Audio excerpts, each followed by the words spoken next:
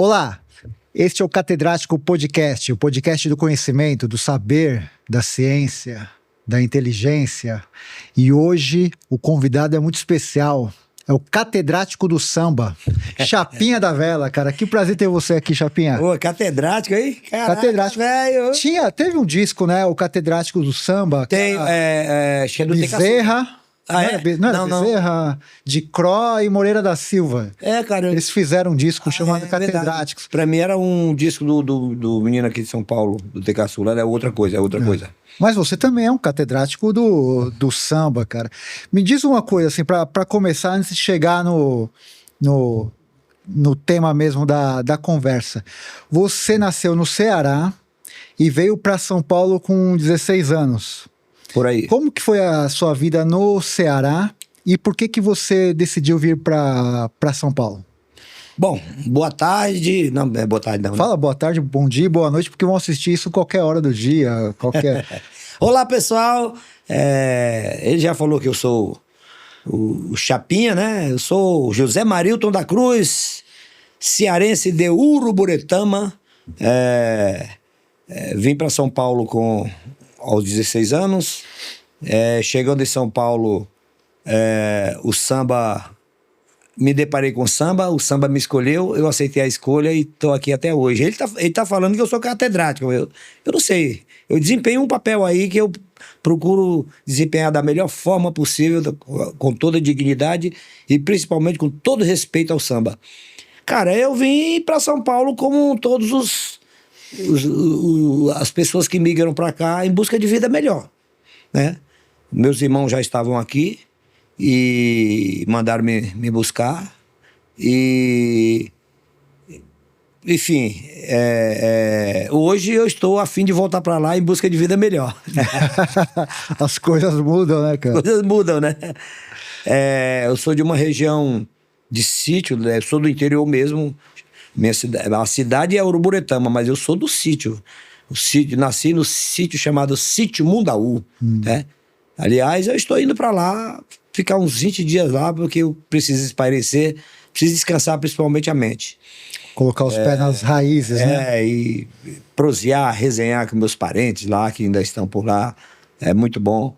Então, alô Mundaú, alô galera de Uruburetama, estou chegando. E desde pequeno, adolescente, você já era ligado ao samba? Não, a música. Eu sou ligado à música desde que eu me conheço, né? Por gente. O pessoal usa esse, né? Desde que eu me conheço por gente. Desde que eu comecei a ter discernimento das coisas, eu sou de uma família muito musical, a família do meu pai, né? Os meus tios, junto com meu pai, quando solteiros, lá no interior do Ceará, em Uruburetama, em Mundaú, tinha um grupo de samba choro, né? Um grupo musical diz que muito bom. Meu pai era o vocalista e eu lembro que eu tinha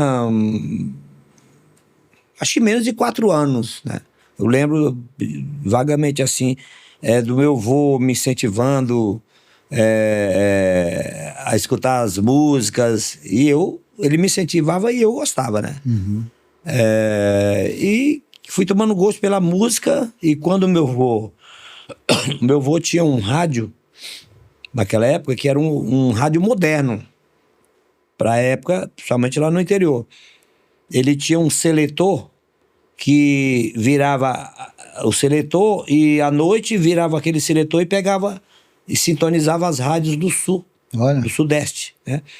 Principalmente a Globo do Rio de Janeiro e a Tupi de São Paulo. E na Globo do Rio de Janeiro sempre tocava samba. Então, quando tocava alguma coisa, Clara Nunes, Martinho da Vila, Pixinguinha, essas coisas, cara, eu me esbaldava. Era o momento que eu mais gostava da música. E aí, fui curtindo essas alturas, já não havia mais o grupo, né? O meu pai tinha se casado, já tinha muitos filhos e os meus tios tinham migrado, Uhum. né? 2 tinham migrado para o Rio de Janeiro, um Meu tio Antônio virou um grande bamba do violão no Rio de Janeiro. Ele era o violão na época do... inclusive, ele foi amigaço do João Nogueira e tal. Andou com essa rapaziada aí. E compunha também. E o meu tio que tocava violão, aliás, que tocava cavaquinho, meu tio Catão, ele foi para Fortaleza, né? O meu tio Josias foi para Manaus, o tio Antônio e o tio Joel foram para o Rio de Janeiro e o meu tio Catão foi para Fortaleza. No entanto, o meu tio Catão ele adquiriu tuberculose e naquela época não tinha cura. Era quase um atestado de morte. Era um atestado. E o meu tio Catão, ele voltou pro interior, lá pra casa do meu avô, pra morrer em casa, né? Pra passar os últimos dias dele na casa do pai. E aí foi quando eu tive um contato muito de perto com ele. Ele me admirava muito pela minha, né? A minha ousadia, a minha ousadia musical e tal. Tanto é que teve uma... A minha avó era pretinha, chamava ela, o apelido dela era Neguinha, né? Lá pra todo mundo. E a minha avó, me tinha como se fosse um troféu, ela era um moleque loiro, era loirinho, cara. Meu cabelo mudou em São Paulo, quando eu vim pra cá. Mas era loirinho, dos olhos verdes, então era meio que um troféu pra minha avó. E ela fazia tudo que era possível por mim. A gente ia... lá pra serra, lá pro mato, ela ia colher alguma coisa para fazer, para de repente vender né, para fazer dinheiro para comprar guloseima para mim. E o café lá serra, sítio, muita banana, muito canavial, muito café. E o café, quando ele vai madurando, os passarinhos durante o dia e os morcegos durante a noite chupam, porque ele é docinho. Então, cai muito café no chão. Aquele café que cai no chão, a minha avó podia colher, pegar ele e vender para fazer guloseima. Do pé ela não tirava, mas do chão ela catava. E a gente ia lá catar café. Ela catava e eu ficava por ali com ela. E teve uma das vezes que a gente foi catar esse café, eu lembro que ela estava catando o café assim, no chão lá, e botando num cesto que ela te levou lá, numa vasilha, e pertinho tinha um pé de jaca grandão, e cara, a jaca caía de madura, caiu uma jaca, ela estava colhendo, blum, caiu aquele monte de jaca, aquela jaca no chão, se esparramou. Aí eu vi aquela jaca, sabe... Madurinha, eu fui lá comer a jaca, né? Ela ficou catando, eu fui lá comer a jaca. Era lá em cima da serra. Aí eu fiquei olhando pro outro lado da serra, para baixo assim, né? E eu vi o vento, as nuvens passando assim, baixinhas, e o vento levando as folhas secas assim que saiu das árvores, principalmente a engazeira, que é uma coisa que dá muito lá, levando assim. E aquilo me deu assim um start, e eu comecei a fazer uma música, né? Abri os olhos no meio da escuridão, vi a força e a coragem, só não vi o coração. Vejo o tempo, vejo tudo, vejo a chuva e o orvalho, vejo o vento carregando folhas que caem. Caramba, entendeu? Foi a sua primeira música? Minha primeira música, uma canção. Do nada, assim, do nada. Sem treinamento, sem treinamento, coisa... eu só ouvia música até então. Surgiu do nada surgiu isso, né? Aí vi a lua e as estrelas colorindo o meu caminho, vi o mar perambulando e os rios são seus filhos, vi alguém se aproximando pra gente não perceber, vi o tempo transportando os pedaços de você, essa coisa assim. Aí eu cheguei em casa cantando isso. Aí o meu tio Catão, que era muito musical, ele falou assim, de quem é essa música? Eu falei, eu acho que é minha. Aí ele falou, sua? Aí, canta de novo. Aí eu cantei, aí ele ficou aqui matutando, né? Naquela época não tinha internet, a internet era aqui. Como ele era um cara que tinha vivido em Fortaleza e tinha tido contato com NN músicas e segmentos musicais, aí ele falou assim, acho que é dele mesmo, porque eu não conheço essa música. Aí ficou. Aí a música é a minha primeira composição. Daí você escreveu, registrou. Aí eu vi ele comentando com o meu outro tio, né? O meu outro tio, que era o irmão mais velho do meu pai, tio Manuel, ele comentando assim, mas olha a palavra que ele usou, perambulando, e eu não era alfabetizado. Mas eu acredito que em duas situações, a questão do texto, eu usei, por exemplo, principalmente a palavra perambulando, que para uma criança eu usei, mas eu não sabia o que era. Sim. Mas eu ouvi eles conversando e com certeza eles eram... Você entendia o significado. Eles eram muito politizados, meu tio, principalmente o meu tio Catão. Então eles usavam um vocabulário um pouco granfino para a época. Sim. E ele usou algum momento perambulando e eu escutei e ficou aqui. Você absorveu. Então eu fui construindo a música.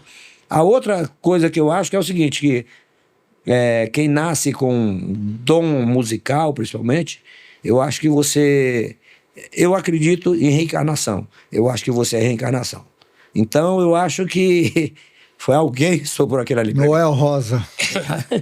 Não sei, alguém soprou aquilo ali. Mas é muito louco isso, né? Porque, de certa forma, a alfabetização veio através das letras da música, porque você ouve aquilo, você vai absorvendo e vai captando. Isso. E sabe o sentido da palavra, né? Exatamente. Aí o meu tio já estava bem debilitado com a doença. Ele falou para uma tia nossa, que chamava Maria de Lourdes, ele falou assim, ó, alfabetiza esse menino aí, né? E na época, eu lembro que eu não estava ainda no momento de ir para a escola. Né? Eu não estava no momento ainda de ir para a escola, mas aí ela foi, atendendo o pedido dele, me absorveu, e eu estudei com ela durante 2 anos e meio. E isso é a minha base até hoje. Cara, isso é genial, né, cara? 2 anos, mas assim, você é um poeta da música, né? Porque para fazer essa música e depois dessa, tantas outras que você compôs, né? Esses 2 anos não foram em vão. Eu tenho uma certa facilidade para compor, graças a Deus, não só samba, mas principalmente o samba. Assim, eu tenho facilidade, às vezes, essa questão da poesia um pouco mais refinada, mais sofisticada. Não aquela sofisticação do cara intelectual. Sim. Mas um cara sabe que é uma certa sensibilidade. Tanto é que era para me ter uma música com o Luiz Carlos da Vila, né? Ele veio no Samba da Vela algumas vezes, e um dia, de gente resenhando no Samba da Vela, após o Samba da Vela, ali no boteco do lado, ele falou, e aí, como é que tem umas composições? Ele falava assim, né?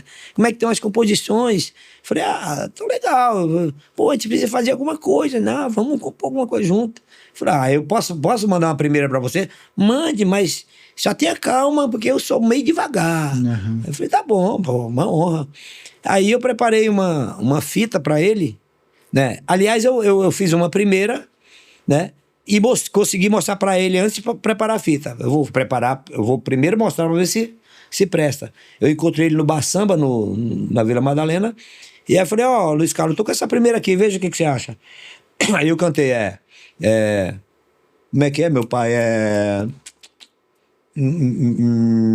Amanheceu, o dia já raiou, o sol esplandeceu, e você não voltou pra me fazer sorrir, me dar o seu calor e me fazer sentir o seu perfume flor. Amanheceu, até a lua se escondeu num horizonte bem pra lá do infinito.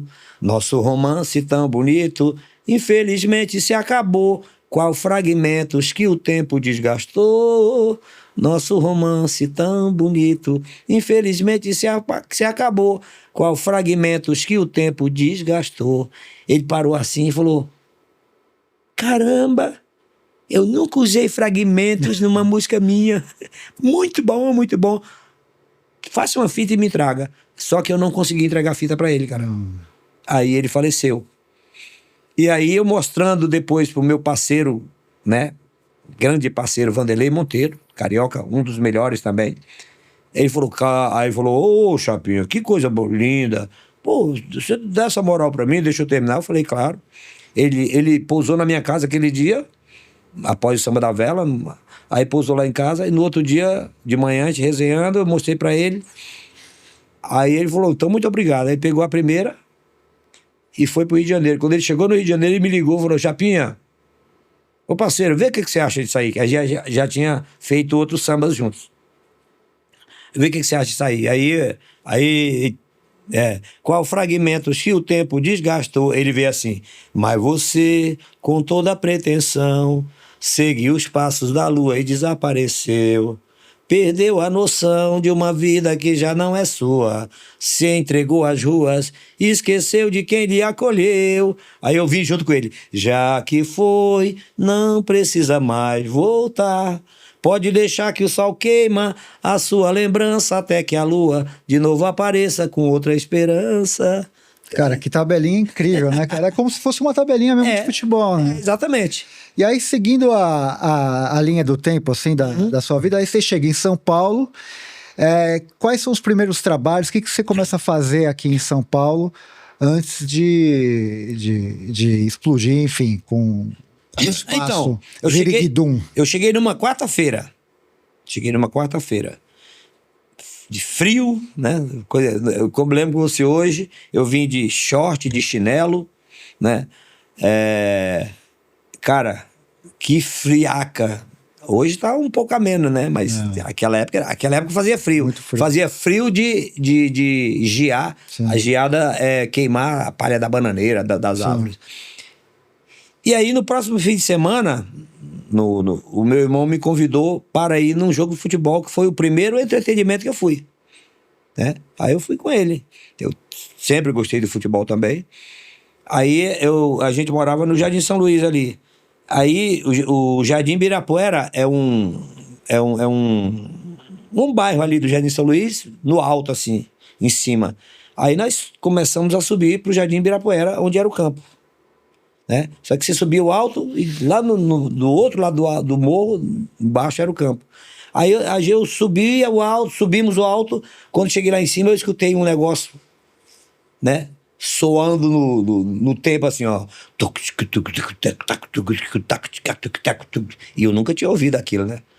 Aí eu falei assim, meu irmão, o que é aquilo ali? Ele falou, é uma charanga que o pessoal toca aí, charanga. Toca na beira do campo lá. Eu falei, legal. Aí começamos a descer, cara. E quanto mais próximo eu chegava, melhor ficava aquele negócio. E a galera cantando e tocando. Quando chegou na beira do campo, meu irmão foi pro vestiário trocar. Eu entrei na roda de samba. Trocou o futebol? Porque eu ia só ver também, né? Eu ia só ver.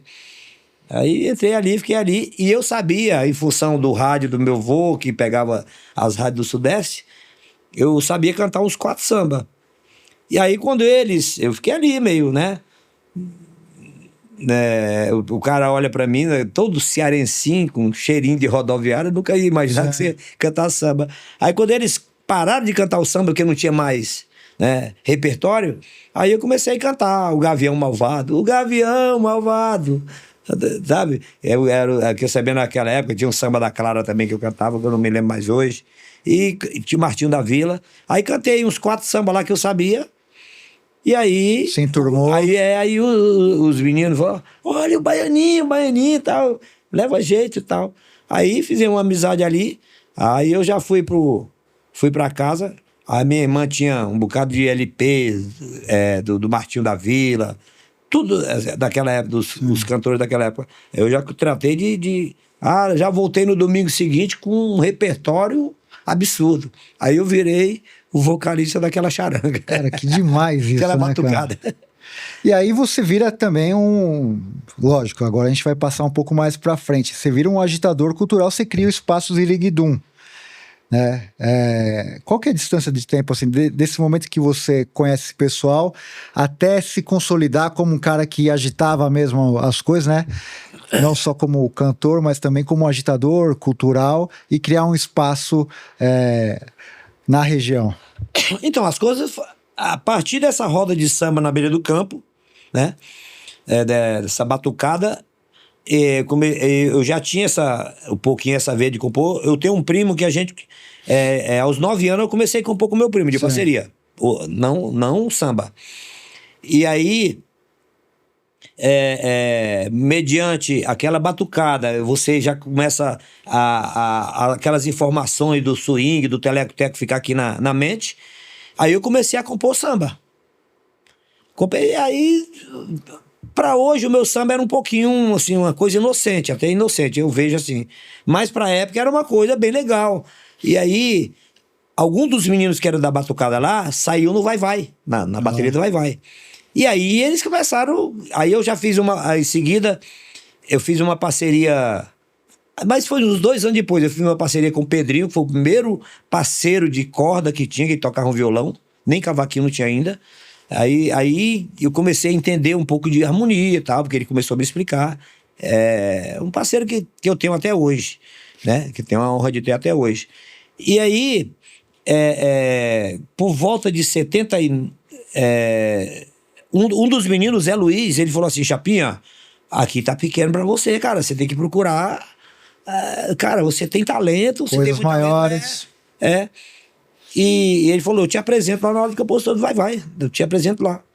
Né? E aí eu comecei, mediante esse incentivo dele, comecei a frequentar a aula de compositor do vai-vai ali em volta de 79. Né? E também aí comecei a já mostrar as manguinhas, fui também no Botequim do Camisa, e fui, onde tinha roda de samba eu tava por ali. Uhum. Mas a ala de compositor do vai-vai foi também foi o meu segundo amor à primeira vista. Entendeu? Meu primeiro amor musical à primeira vista foi essa batucada. Sim. E o meu segundo amor à primeira vista foi... legal isso, trocadilho, né? Foi a ala de compositor do vai-vai. E aí, no comecinho dos anos 80, eu tive coragem e falei pro pessoal lá: poderia mostrar uma música minha aqui? Aí... o seu Walter Babu falou: mas como é seu nome? Chapinha. Chapinha não é nome de sambista, rapaz. E aí ele falou: de onde você é? Do Ceará. Aí, cara, aí você tá me tirando. Ceará tem sambista? Aí eu falei pra ele: seu Walter, se o senhor quiser que eu troque o apelido, pode deixar de ser Chapinha. Agora, de ser cearense não vai ter jeito. Não tem como, Brinquei, né? deu risada, né? Ele falou assim: vem quarta-feira pra gente conversar. Aí eu fui quarta-feira, ele nem olhou pra minha cara. Aí depois ele falou assim: vem domingo.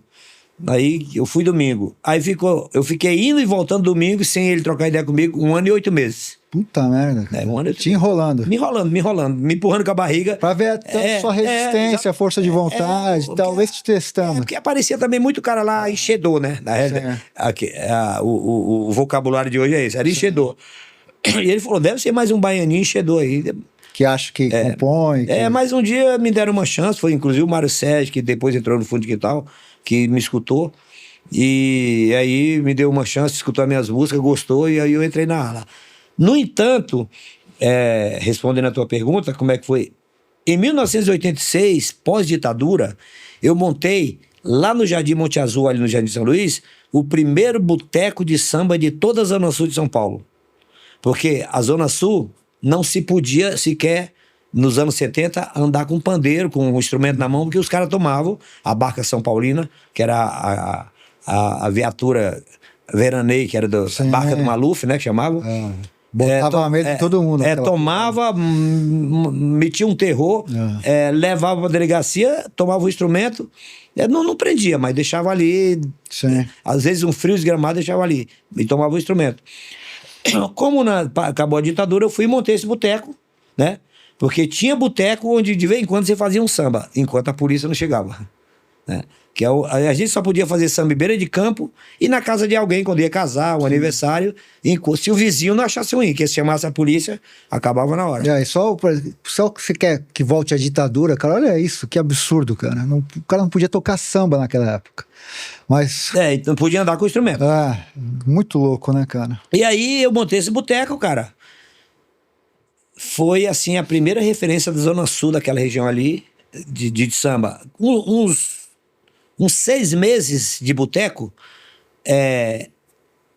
Tinha gente da Zona Leste que fechava aquela rua, aquele cruzamento, nem viatura de polícia passava no meio. Mas eu sempre tive um bom jogo de cintura, um lance diplomático de lidar com as coisas.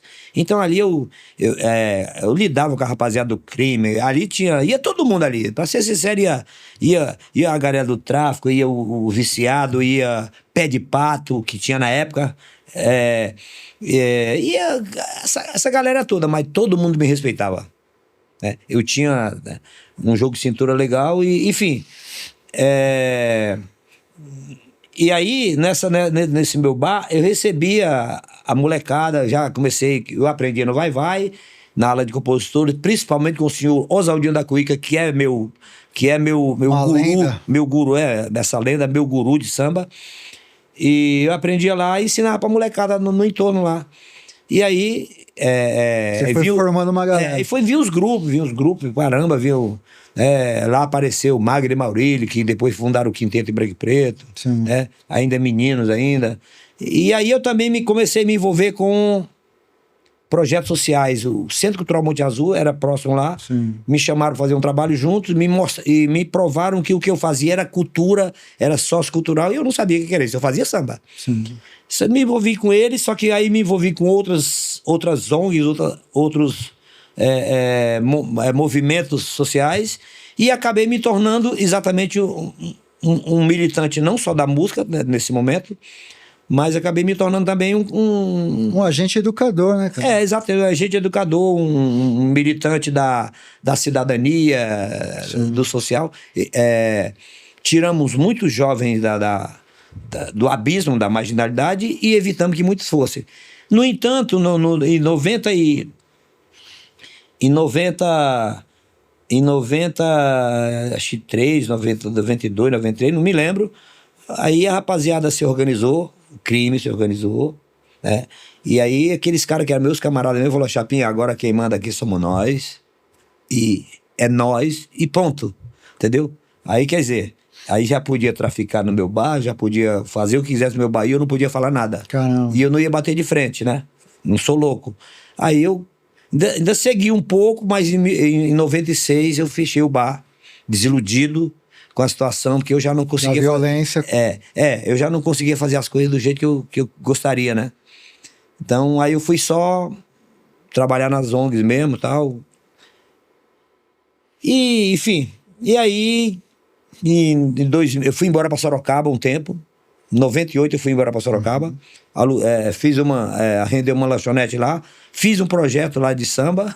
Mas em 2000 eu voltei para São Paulo. Aí, junto com o Joe Black Power, que é o cara que dá um tapa no meu cabelo até hoje, né? Agora acabou de dar um tapa no meu cabelo aqui, ó. Para mim ir pro Ceará bonitinho. Joe Black Power, né? É o cara lá de Santo Amaro, meu parceiro. Aí montamos juntos o Ziriguidum para fazer cultura, né? E aí, no Ziriguidum, tinha o Botequim do Ziriguidum.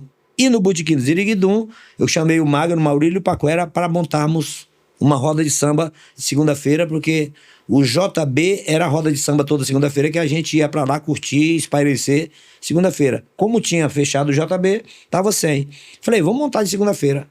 Aí fizemos uma reunião no dia 11 de julho de 2000 para discutirmos sobre as normas dessa roda de samba e tal. E aí fizemos a reunião, falamos e tal, como é que ia ser, assim, assado. Até então íamos catar Adoniran, Geraldo Filme, Cartola e todos os outros bambas.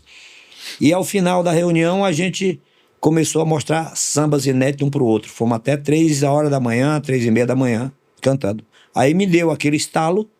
Falei, rapaziada, por que não cantar os nossos sambas? Né? Com todo respeito aos mestres. Porque isso, se a gente cantar os nossos sambas, isso vai significar a continuidade da tradição. Aí os caras gostaram. Aí o Paquera falou, mas como nós vamos parar antes da meia-noite? Pra mandar a galera embora delicadamente. Aí eu falei, um relógio, um despertador. Aí, despertador? Aí me chamava de cão. Despertador, cão? Pelo amor de Deus, né? Aí o Magno, uma ampulheta, então. Também não. E o Maurílio, vamos botar um galo. Aí o Paquera falou, não, vamos botar uma vela, começamos a cantar samba, quando a vela apagar, acaba o samba e vamos embora pra casa. Aí tomava um carro, tinha um mocotó na época, né? Tinha um mocotó. E é isso aí. Cara, que ideia genial, né? Cara. Que ideia genial, porque eu lembro, assim, a primeira vez que eu tive notícia do Samba da Vela, o que mais causava impacto nas pessoas era justamente essa ideia da vela, né? Que era uma coisa assim que não tinha paralelo no país. Sim. De uma coisa que fala assim, como que faz educadamente para as pessoas entenderem que acabou, né? Sem pedir para ir embora. E aí, assim, a vela, uma coisa muito sutil e muito poética até. Poética, né? De falar, poética gente, e espiritual. Porque a pessoa vai vendo, né, pela a queima da vela, o tempo passar, né? Falar, então já tá na metade, já tá no final, né? E acabou. E vai embora, né, cara? É uma ideia muito, muito boa. E aí vocês começam, o que eu lembro, assim, né? Quando surge o Samba da Vela, é ter um alvoroço muito grande, tanto da mídia quanto do público, e passa a lotar. As pessoas querem conhecer, querem vivenciar ali. E começa já a se tornar uma grande referência na cidade de São Paulo, né? Extrapola a Zona Sul e é uma coisa que vem gente da Zona Norte, Zona Leste, Zona Oeste, ver vocês, porque as pessoas estavam movidas pela novidade, né? Do Samba da Vela e passam a ficar. E nós trouxemos já pessoas de muitos países, né? Sim, cara, sim. É uma loucura. Então, quando a gente começou, o nosso intuito, apesar de ser era dar essa contribuição com a continuidade da tradição do samba, né? Mas o intuito mesmo era cantar nossas obras um pro outro, né? De uma forma bem espontânea, satisfatória.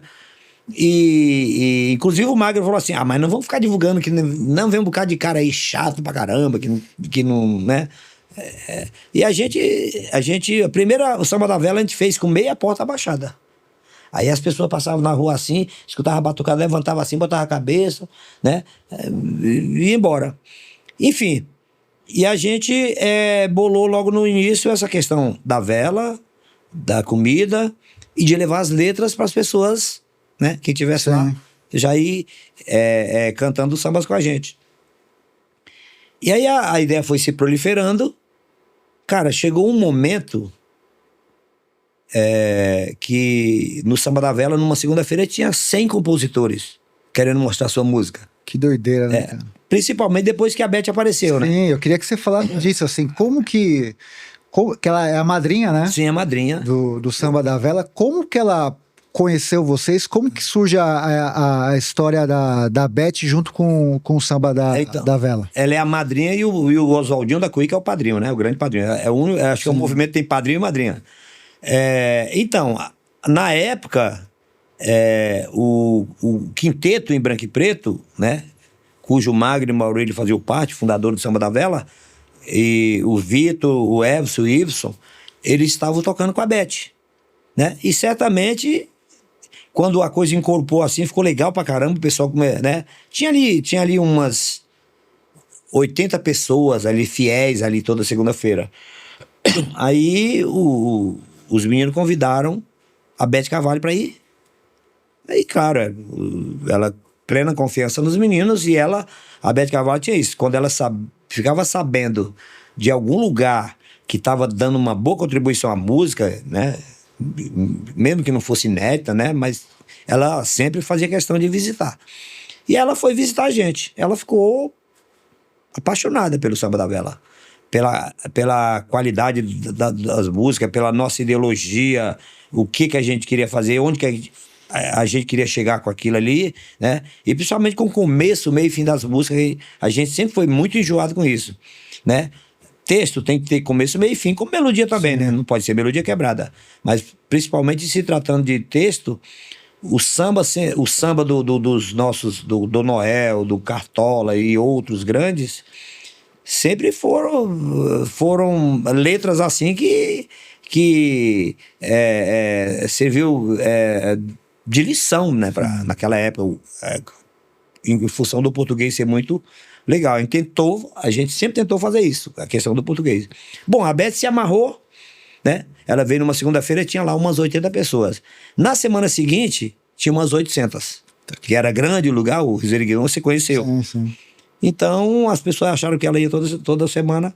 Só que a Beth, além dela ter ido, além de ter gostado, ela Passou a divulgar, né? então, ela de fato, ela apadrinhou aquilo ali, né? Ela absorveu aquilo ali pra ela e falou, eu vou levar isso aqui pra frente. Tanto é que, eu não sei se foi no dia da gravação do Pagode de Mesa 2 dela, que gravou 2 sambas do Samba da Vela, ela deu essa nomenclatura à comunidade. Ela falou assim, pessoal, vão lá na comunidade. A gente não tinha esse nome. Só era Samba da Vela. Era Samba da Vela, era projeto.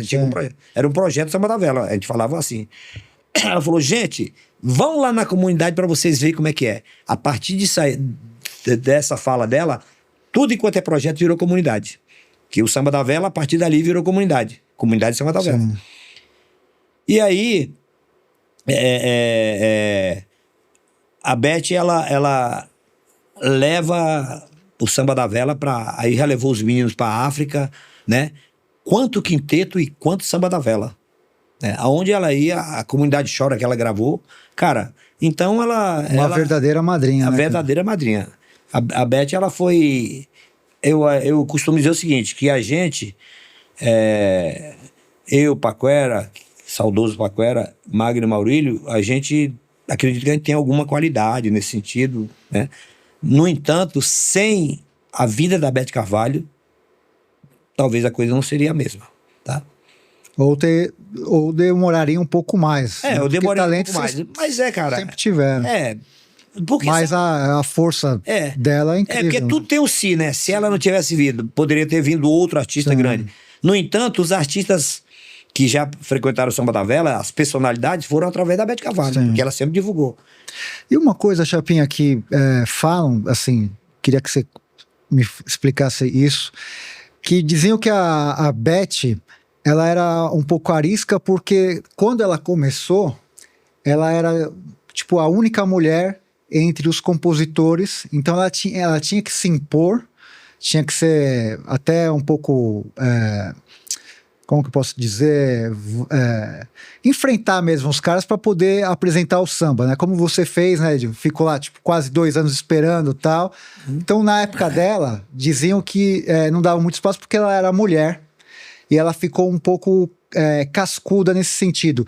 Ela era uma pessoa acessível, bacana? Como que era a Beth? A gente conhece a Beth sambista, mas assim, ela como pessoa. Então... Essa questão da minha versão, né? Sim. Seu ponto de vista. É o meu ponto de vista. Ela não... Do que ela, Beth, não era compositora, né?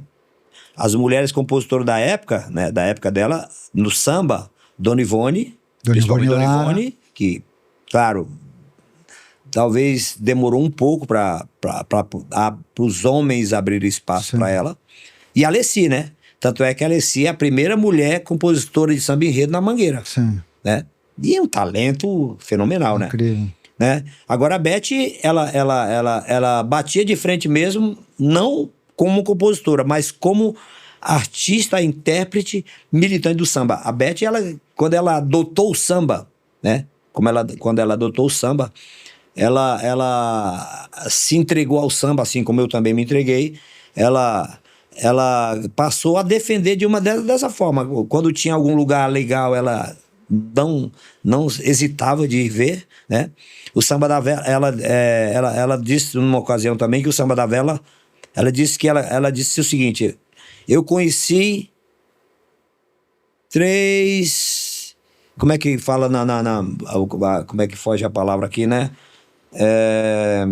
Esqueci, depois eu vou lembrar. 3 grandes caras. Não. Cara, o pessoal usa muito tribo, desculpa. Perdão, pessoal. Eu conheci 3 tribos do samba, ela falou.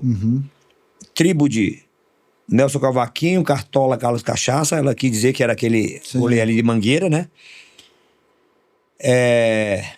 Cacique de Ramos. Sim, né? Clássico. E Samba da Vela. Caramba, hein? Pô, ela falou isso? Ela falou com as palavras dela. Entendeu? E aí a Beth, como a gente tava falando a respeito ela era um pouquinho ranzinza, entendeu? Ela não, sabe... Ela era essa pessoa que ajudava muito o samba, as pessoas de qualidade, isso, aquilo, outro. Ela entendia muito de música, porque ela era formada, né? Ela tocava um pouco de cavaquinho. Então, cara, se você cantasse alguma coisinha errada, não só de texto, mas melodicamente perto dela, ela já corrigia, tinha essa parada. E, cara, ela... Se você mostrasse algo que não era, sabe, legal pra ela... por exemplo, ela era uma pessoa que não empurrava você com a barriga. Ela falava assim, ó, ela falava, vai estudar, vai procurar fazer direito, porque ela era assim. Ela não tinha meias palavras com ela. E ao mesmo tempo muito generosa, né? E ao mesmo tempo generosa, assim. Pra criar espaço todo. Ela ia, ela estava direto em São Mateus, na casa dos meninos de São Mateus, ia na minha casa, sabe? Frequentava a casa da gente a ponto de... isso era um incentivo, né? Sim. Isso era um dos maiores incentivos. Ela ia na sua casa, ela ia até a sua casa e ali batia papo contigo, te dava conselho, né? Eu já fiquei assim, tipo, no boteco com ela depois de Samba da Vela, tipo, ficar até 10 horas da manhã com ela, bicho. Acabava o Samba da Vela, tipo, lá meia-noite, aí ficava resenhando ali, 1 hora ia pro boteco e ficava até de manhã, porque ela era da noite. Era boêmia, né? Mas ela ficava te dando conselho e tal, isso, aquilo, outro, e tirando de você tudo que, sabe, todas as informações que ela podia para poder, através daquelas informações, ela orientar. Ela sempre demonstrou gostar muito da minha construção. Ela falou mesmo, falou, ó, gosto muito da forma que você constrói os seus partidos, né? A sua música, você e aí... Eu ficava cantando algumas coisas pra ela assim, e ela falava, não, ela batia, fazia muito bom. Cara, isso é um prêmio, né, cara? Um prêmio. Coisa maravilhosa. E o Oswaldinho da Cuíca, assim, que é uma lembrança dele, assim, que você tem e que pode compartilhar aqui com a gente? A primeira lembrança do Oswaldinho da Cuíca, eu tenho ele ouvindo ele no rádio. O Oswaldinho era muito sucesso né? No começo dos anos 80, sai do pagode, mané. E performático, né, cara? Ele fazia umas coisas maravilhosas, né? Eu tô vendo ele muito, né? O Oswaldinho era um bailarino, o cara era um vagabundo de samba, no bom sentido. E tinha outra música, Quem Deu na Cara do Pandeiro. Não tinha um baile, principalmente os bailes black, né? O baile... os aniversários e casamento que não tocasse isso, o pessoal dança samba rock, partido alto, né? Mas a segunda impressão que eu tive dele, né, dá um pouco de medo. Já foi na ala de compositores da Vai Vai, onde a ala que foi fundada por ele, né? Quando eu fui admitido na ala, tal, ele viu ali, fui admitido, ele viu botando as manguinhas de fora e falou assim, chegou me chamando no canto e falou assim, diz uma coisa, você tá procurando uma janela pro sucesso ou tá querendo ser sambista? Aí eu falei, mestre, eu tô querendo ser sambista. Verdade? Eu falei, verdade. Aí ele falou, ó, janela pro sucesso é aqui, ó. Sambista é aqui, ó. Então, a partir daquele dia, aquele ali, sabe? A partir daquele dia eu posso dizer que, a partir daquela hora, eu me tornei militante do samba. E hoje eu tenho imenso orgulho, honra, sabe, de ouvir pessoas dizendo que ele contou por aí, e ele fala para mim mesmo, assim, vai no Samba da Velha e fala que talvez eu seja o melhor discípulo dele. Caramba. Ele fala, melhor discípulo dele. E por que ele acha que eu, de repente, sou o melhor discípulo? Porque eu fiz discípulos também. Por exemplo, tem um menino lá no Samba da Vela, o William Fialho, está se tornando um dos maiores pesquisadores e compositor, e vai ser cantor e ritmista, né? Que é uma espécie de neto, né? Neto dele no samba, né? E ele, cara, ele se encanta com o Fialho é um cara muito... O Fialho, se você cantar uma música do Geraldo Pereira ou do Ismael Silva, ou de qualquer um dos bambas da antiga, e falar assim, qualquer música, e falar assim, Digamos que você canta e não sabe quem é o autor. Fala assim, de que essa música ele fala? É do Geraldo Pereira, é do Ismael, é do Noel. É uma enciclopédia. É uma enciclopédia. E aí ele sabe até às vezes por que o cara fez aquela música. E o melhor, ele sabe o tom e sabe cantar. Também, né? Todas as músicas. É enciclopédia mesmo. Uma loucura. Não só pra contar, mas canta também. E você falou dessa questão de inspirar, né, as pessoas, não só pessoas, mas Pagode da 27, Samba da Laje, foram também inspirados no Samba da Vela, né? Na comunidade Samba da Vela. Depois que virou comunidade, depois da vida da Beth, o Samba da Laje já existia antes do Samba da Vela, mas assim, a Generosa, que era nossa irmãzinha, ela gostou sempre, ela tinha a laje dela, então eu e o Paquera estávamos sempre lá. A gente era muito irmão dela, e eu e o Paquera, a gente tinha esse negócio de grana. Chamou a gente para uma bagunça boa, a gente tava. E ela sempre fazia, quando alguém ia fazer aniversário, ela falou assim, ó, traz a bebida que a comida eu faço. Então, de vez em quando, não era tipo uma vez por mês, de dois meses, não tinha uma norma, né? Era ou uma data específica. Quando alguém fazia aniversário, comemorava lá. Então, virou Samba da Laje. Quando o Samba da Vela virou comunidade, tudo deu certo, aí o Samba da Laje também se instituiu quanto comunidade, né? Aí passou a ser uma vez por mês. Aí o Samba da Laje, o Samba da Laje, naquela época o Cafofo, o pagode do Cafofo na Zona Leste. Não vou lembrar exatamente quando. Aí já um pouco depois o pagode da 27, que todos eles eu fui apadrinhar, né? Você virou padrinho, né? Eu acabei virando padrinho das comunidades de samba. Porque se inspiraram no trabalho. Então, não só se inspiraram, mas o que acontece? As pessoas sabiam fazer samba, mas não sabiam como organizar essa questão quanto projeto ou quanto comunidade. E, graças a Deus, eu sempre tive essa premissa sabe, a minha formação, tanto musical, quanto educação, quanto princípio. Cara, eu nasci com esse dom também de gostar de gente. Então, o meu intelecto, a minha intelectualidade sempre foi pouca, mas o meu intelecto, ou o meu QI, sempre foi bem bacana. Sim. E aí eu sempre gostei de organizar, de agregar pessoas e dividir aquilo que eu aprendo. Sim, até hoje eu faço isso. Então aprendo o que eu aprender com você aqui, amanhã depois eu tiver oportunidade eu passo à frente. Porque eu acho que se tem uma coisa que você não pode ser egoísta a ponto de levar com você quando você vai à passagem.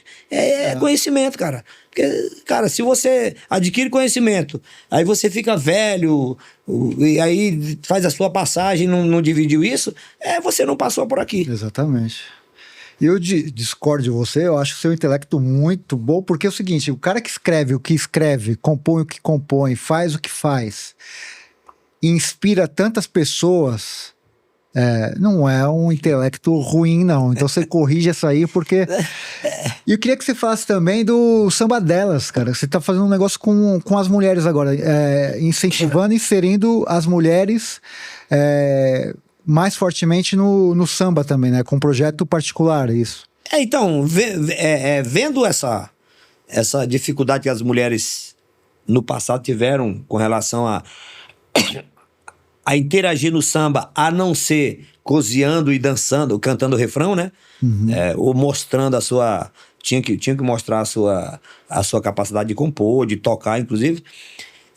No próprio Ziriguidum, o Samba da Vela tinha uns 6 meses, estava dando muito certo.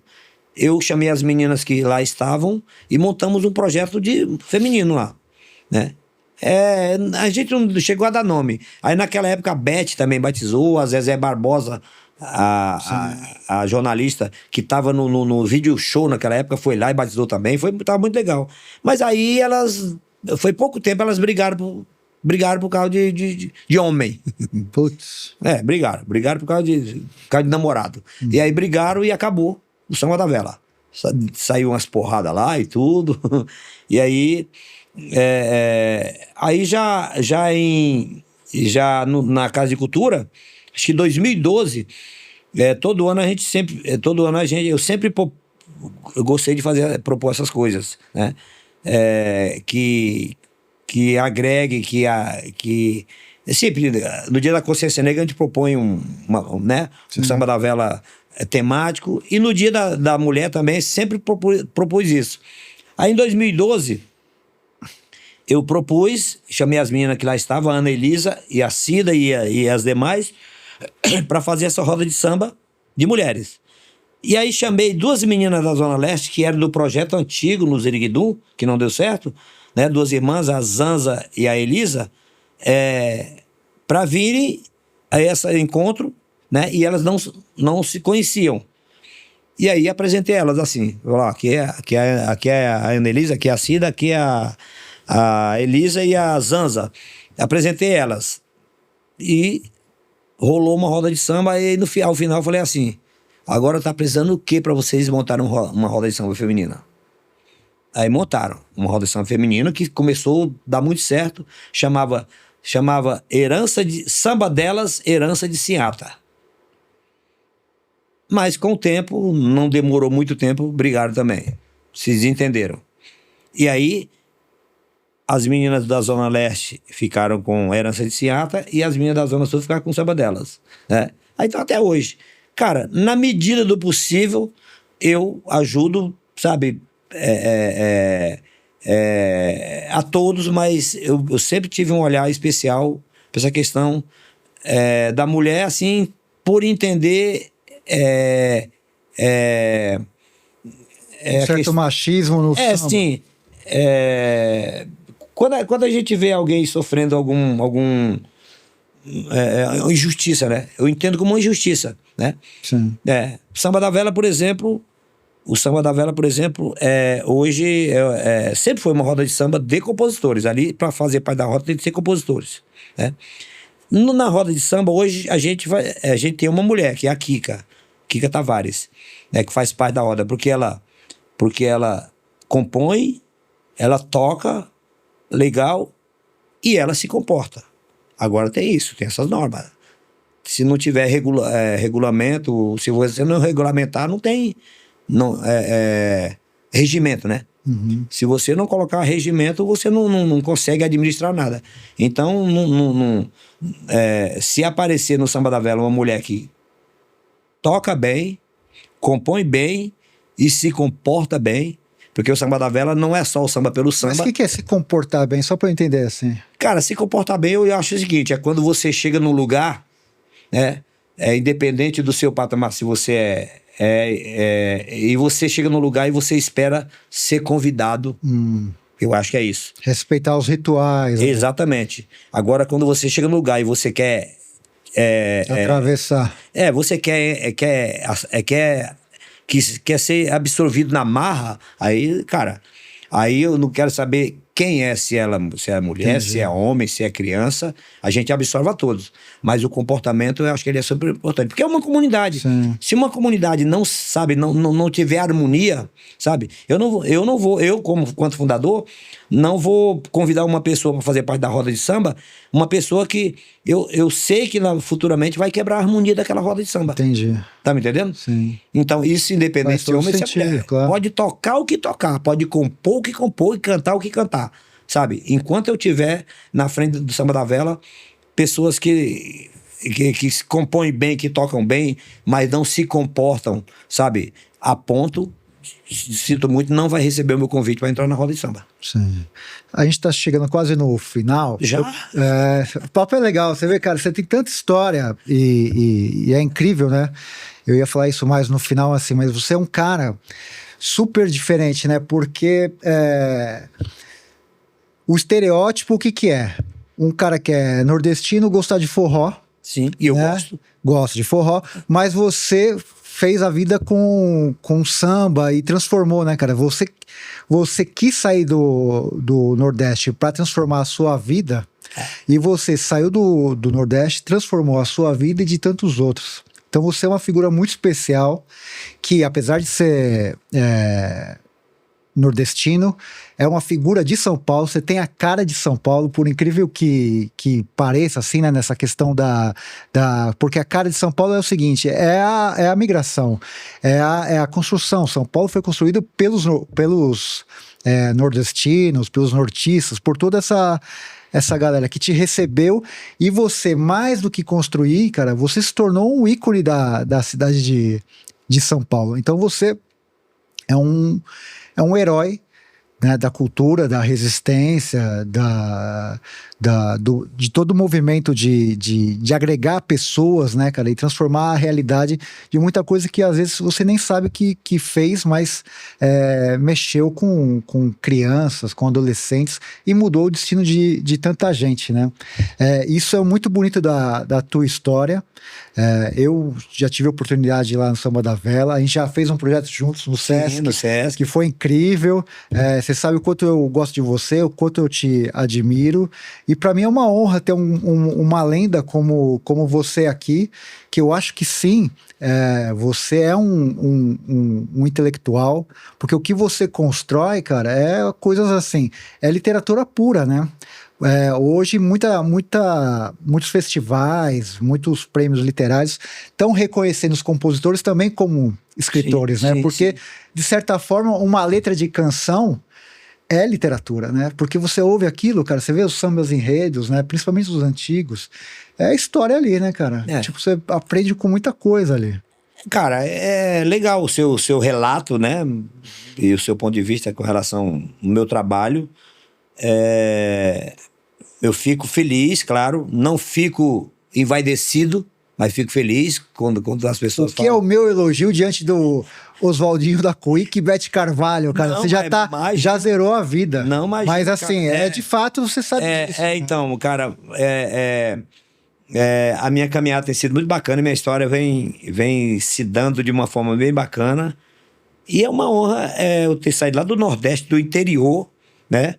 E ainda moleque, ainda criança, menino, e tá me tornando um cara referência, mas eu acho legal quando as pessoas, que no caso você falou, sou uma referência para muitos jovens, para muita gente, com relação à música, com relação ao samba, com relação à cidadania. Mas cara, a coisa que eu mais gosto, sinceramente falando, eu não fico vaidoso, mas me deixa um pouco, sabe, grande, digamos assim, é quando eu chego em algum lugar que alguém fala assim, você é o Chapinha? Pô, o Rafael falou que você é um cara legal. Sabe por quê? Porque eu me sinto útil. Entendeu? Agora, claro que a minha obra, o meu trabalho também, o fato no samba, por exemplo, o fato de eu ser admirado por um Zé Catimba, que é um cara de 92 ou 93 anos, que é um dos maiores parceiros do Martinho da Vila. Eles dizem não. Você pergunta pro Zeca Pagodinho qual que é o melhor samba enredo de todos os tempos, é aquele. Esqueci o título do samba. Sererê. Esqueci. Mas o Zé Catimba é um cara admirado por todo mundo. É um paraibano também. Sim. É nordestino. Tem o meu trabalho admirado por várias. Por Bete Carvalho, por Oswaldinho da Cuíca. Esses dias o Xande de Pilares veio no Samba da Vela. Foi até a minha casa. Olha que conheci um projeto que eu concluí agora. Recente, um sonho antigo, que foi fazer um estúdio de gravação, todo pensando no samba, e não é para mim ficar rico, ficar milionário financeiramente falando, é para mim continuar continuar ajudando o samba, principalmente o tradicional, a chegar próximo de onde merece. Então, cara, são coisas assim que vem acontecendo na minha caminhada, que é muito louco. Por exemplo, a Elza Soares, antes de gravar o último álbum dela, acho que ela passeando pela internet, ela viu lá uma música minha, né? Que é minha e do Carlinhos Palhano, que é de Fortaleza. País do Sonho. Ela viu, aí mandou a assessoria dela entrar em contato comigo, a produção, se podia gravar. Eu falei, ela tá perguntando se pode gravar minha música. E ela foi eleita a voz do século, né? Por uma revista aí. Exatamente. Aí essa música é um poema que eu fiz, e aí musiquei com meu amigo lá de Fortaleza, com o Carlinhos Palhano, que é um grande compositor e militante do samba lá de Fortaleza, né? Que eu preciso encontrar um país onde a saúde não esteja doente e eficiente uma educação que possa formar cidadãos realmente. Eu preciso encontrar um país onde a corrupção não seja um hobby, que não tenha justiça, porém a justiça não ouse condenar só negros e pobres. Eu preciso encontrar um país onde ninguém enriqueça em nome da fé. E o prazer verdadeiro do craque seja fazer gols com o Romário, Ronaldo, Pelé. Eu preciso encontrar um país onde tenha respeito com austero e pudor e qualquer pessoa em pleno direito diga adeus preconceito de raça e de cor. Eu preciso encontrar um país onde ser solidário seja um ato gentil. Eu prometo que vou encontrar. E esse país vai chamar-se Brasil. E tá vendo, cara? Olha a consciência social e política desse homem. Como que esse cara não é um intelectual? É um intelectual, sim. Chapinha, cara, obrigado pela presença. Dá o serviço aí para quem quiser estar assistindo o episódio e quiser ir lá no Samba da Vela, como que faz para chegar, enfim, dá o serviço completo e as suas redes sociais, enfim, faz aí o merchan agora. Então, esse poema virou canção, eu gravei no meu DVD, tá lá na internet, no YouTube, dá uma moral pro Chapinha lá, né? Meu Instagram também não tem muito seguidor não, porque a gente se empenha mais no Samba da Vela. O Samba da Vela é cheio de seguidor. Então, no Instagram, Chapinha @ Chapinha da Vela, né? E o Samba da Vela, @ Comunidade Samba da Vela, né? Pessoal, segue lá. Quem quiser dar essa moral lá, a gente tá lá. E toda segunda-feira, a gente tá na mesma bate-pegada lá na Casa de Cultura de Santo Amaro, a partir das 20h30. Antes, porém, tem uma roda de choro para as pessoas curtirem. E tá muito lindo. E dizendo que dia 21 de julho será a grande festa ou a grande celebração de 25 anos do Samba da Vela, de contribuição com a continuidade da tradição do samba, mas também de contribuição com a cidadania, de contribuição com a cultura, porque lá já revelamos, inclusive, poetas lá no Samba da Vela.